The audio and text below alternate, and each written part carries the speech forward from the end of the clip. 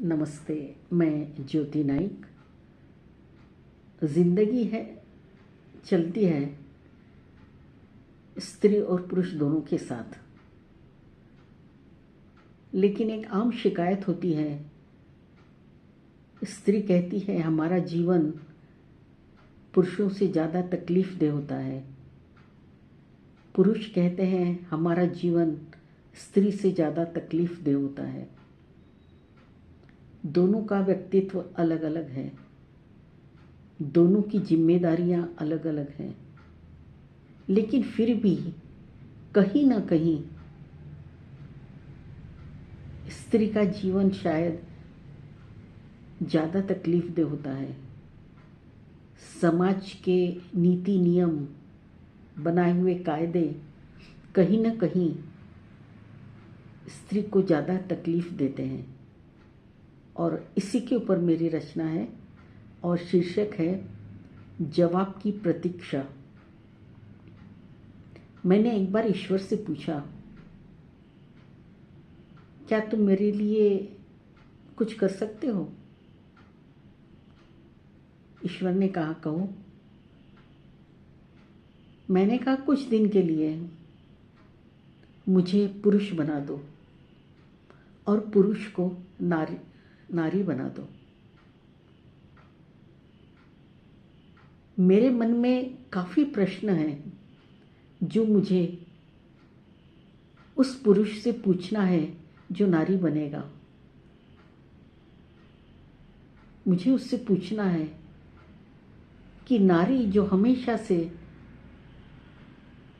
अपनों से, समाज से तकलीफें झेलती आई है, दर्द सहती आई है, क्या वो पुरुष नारी बनकर वो सब सह सकेगा? जब एक पुरुष महान बनता है तो उस महान बनने की प्रक्रिया में वो जो अपना परिवार छोड़कर आगे बढ़ जाता है, तो उस छूटे हुए परिवार को बनाए रखने में उस नारी को कितनी तकलीफें झेलनी पड़ती होगी, ये हम सोच भी नहीं सकते। मुझे इन सभी प्रश्नों के उत्तर चाहिए।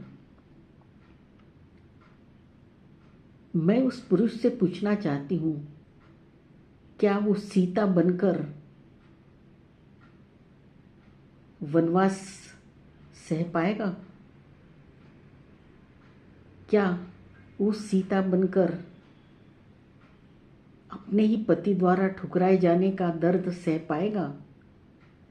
क्या वो सीता बनकर अग्निकुंड में जाना पसंद करेगा? मैं उस पुरुष से पूछना चाहती हूँ, क्या वो राधा बनकर आज जन्म तन्हाई, खामोशी से जीवन गुजार सकेगा? क्या वो अपने प्रेम को किसी और का होता हुआ देखकर भी उसके साथ हमेशा एकनिष्ठ रह पाएगा? मैं उस पुरुष से पूछना चाहती हूँ, क्या वो यशोधरा बनकर एक बच्चे के साथ सारी उम्र तन्हाई में गुजार पाएगा? समाज की निंदा सह पाएगा?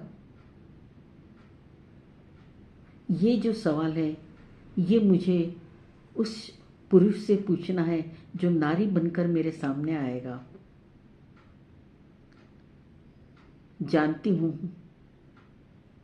मुझे इन प्रश्नों के उत्तर कभी नहीं मिलेंगे, क्योंकि ये जो रचना है स्त्री पुरुष की, ये ईश्वर ने ही बनाई है, और ईश्वर कभी अपनी रचनाओं में उलटफेर नहीं करेगा। तो मेरा सवाल सुनकर भी ईश्वर खामोश हो गया और मैं अपने प्रश्नों के लिए अनुत्तरित रही। तो आपको ये मेरी रचना पसंद आई हो तो सब्सक्राइब कीजिएगा, कमेंट्स कीजिएगा, मुझे अच्छा लगेगा।